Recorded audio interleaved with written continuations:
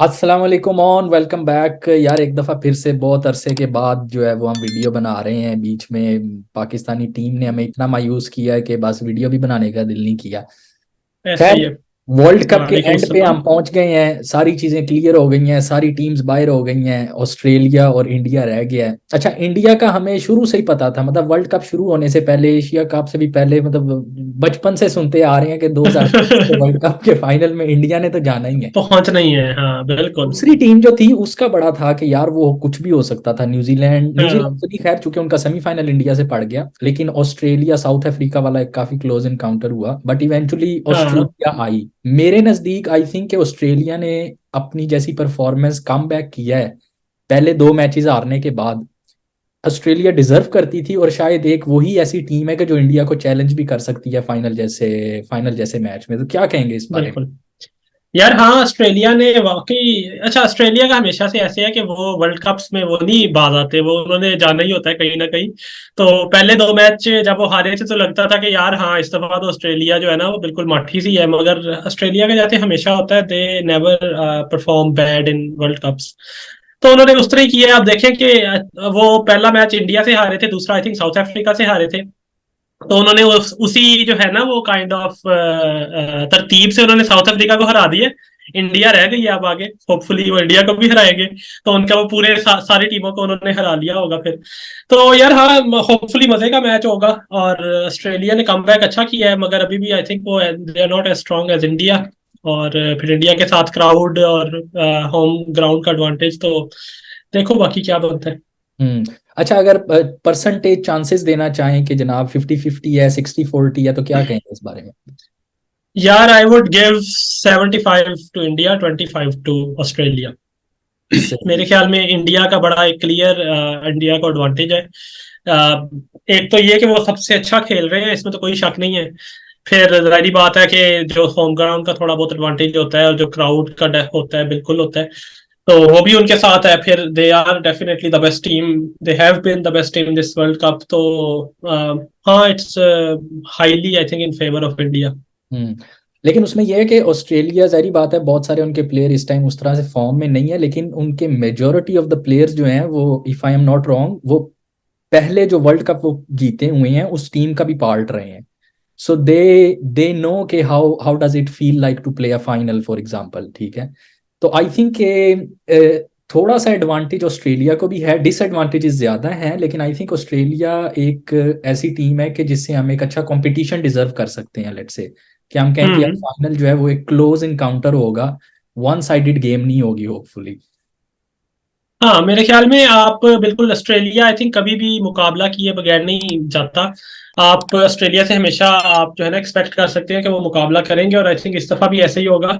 और फिर जो आपने कहा कि उनको थोड़ा सा एडवांटेज भी है, आई थिंक वो यही है कि एक तो ये बात कि उन पे उतना प्रेशर नहीं है जितना इंडिया पे है, क्योंकि इंडिया इस वक्त they are the one who should win this, everyone thinks they should win this। और अगर उन पे जाहिर बात है, जिस टीम जो टीम एडवांटेज में होती है उस पर थोड़ा सा प्रेशर होता है इस चीज का कि यार हमने जीतना है, वी कैन नॉट लूज। हम्म एक तो इस बात का, दूसरा फिर ये है कि जितना बड़ा क्राउड होता है ना, उतना थोड़ा सा जो अगर काम ठीक ना ना हो तो वो उसका उतना ही नुकसान हो रहा होता है, क्योंकि जब इतना बड़ा क्राउड खामोश होता है ना, तो उसका एक बड़ा इम्पैक्ट होता है। अच्छा, इसमें ये बात डिस्कस करने वाली बनती है मेरे नज़दीक कि जो स्टेडियम है, बिग, हम्म। चूंकि बिग स्टेडियम है तो सेंस बनाता है कि यार वहां पे फाइनल होना चाहिए। लेकिन जब बात आती है पिच की, तो हमने देखा कि पिछले सेमीफाइनल में भी कंट्रोवर्सी उठी थी कि भाई लास्ट डे जो है वो पिच चेंज हो गई। अब अहमदाबाद जैसे स्टेडियम में भी आई थिंक कोई 8 से 10 पिचेस डिफरेंट हैं। ठीक है। और हम्म। नॉर्मली नॉर्म आई थिंक यही होती है कि सेमीफाइनल और फाइनल्स जो हैं वो फ्रेश पिचेस पे होते हैं, ताकि दोनों टीम्स को बिल्कुल। जो है वो सेम एडवांटेज या डिसएडवांटेज मिले। ऐसे अब ही है। सेमीफाइनल में हमने देखा कि ये चीज जो है वो नहीं फॉलो की गई। फाइनल में क्या लगता है कि जो पिच जिस पे खेला जा रहा है उसके बारे में जो अभी तक प्रिडिक्शंस आ रही हैं वो क्या हैं, कि फ्रेश पिच होगी या यूज्ड पिच पे मैच होगा? यार मसला ये कि this is not a law, या ये कोई रूल नहीं है कि फ्रेश पिच पे ही मैच होना चाहिए। ठीक है, वो फ्रेश पिच पे होता है usually, which is that is true. मगर क्योंकि ये कोई रूल नहीं है, तो इंडिया ने काइंड ऑफ उससे जो है ना, they have not done anything wrong kind of. मगर जाहिर बात है थोड़ा सा शेडी था ये चीज कि यार आपने अगर एक चीज ऑलरेडी डिसाइडेड थी कि फ्रेश पिच पे मैच होना है सेमीफाइनल, तो आपने लास्ट डे वो चेंज की, इसकी क्या वजह है या क्या है? मगर जाहिर बात है आप उस पर कोई ज्यादा बात नहीं कर सकते, वो it's not something against the rules, तो आप दे कैन डू इट। जहां तक फाइनल की खबरें हैं वहां तक अभी तक यही पता चल रहा है कि फाइनल भी जो है ना वो प्रोबेबली यूज पिच पे होने के ही चांसेस ज्यादा हैं। और आई थिंक पहले सेमीफाइनल और फाइनल दोनों फ्रेश पिच पे होने थे, और फिर खबर ये आ रही थी कि दोनों की पिचेस चेंज हो गई हैं जब सेमीफाइनल की पिच चेंज हुई थी। तो आई थिंक फाइनल भी प्रोबेबली चांसेस आर के वो यूज्ड पिच पे ही होगा। वो कौन सी वाली यूज्ड पिच है ये मुझे भी एग्जैक्ट नहीं पता, या इसकी कोई confirmation I am not sure. तो लेकिन हाँ जी, चांसेस यही है कि वो यूज्ड पिच पे होने होगा। हम्म।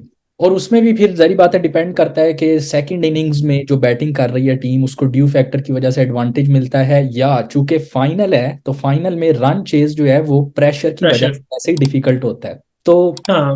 अगर आप और फिर सब चीजों तीसरा को इसमें फैक्टर आता है कि आप अंडर द लाइट्स बॉल कितनी स्विंग करती है। फॉर एग्जांपल जैसे कई स्टेडियम था जहां पे पहले 15 ओवरों में मैच खत्म हो जाता है, क्योंकि अंडर लाइट्स बॉल इतनी स्विंग करती है कि वो कुछ भी नहीं बचता, खासतौर पर इंडिया जैसी बॉलिंग के अगेंस्ट।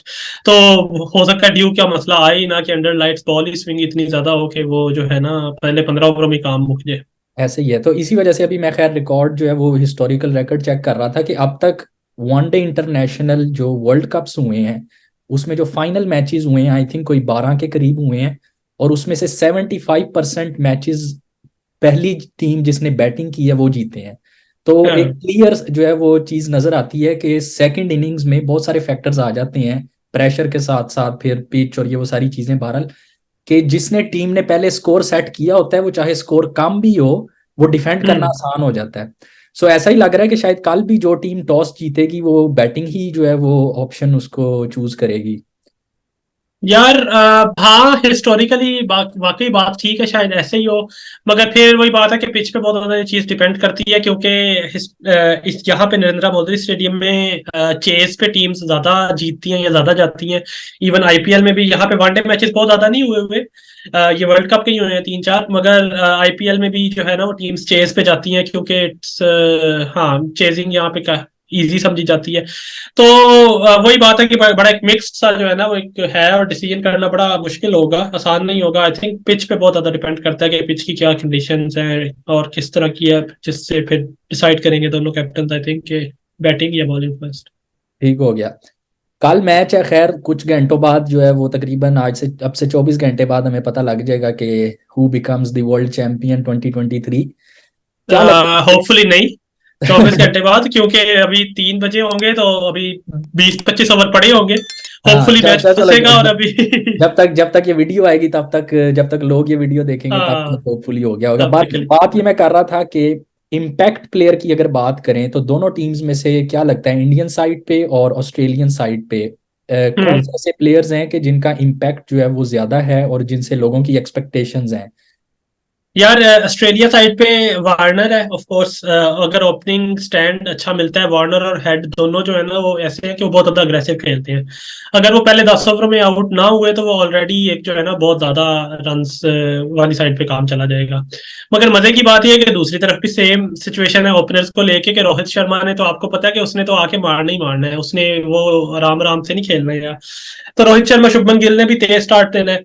तो दोनों तरफ से ओपनर बहुत ज्यादा क्रूशल है। फिर ऑस्ट्रेलिया की साइड से आई थिंक मैक्सवेल जो है वो एक बड़ा इम्पैक्ट प्लेयर है।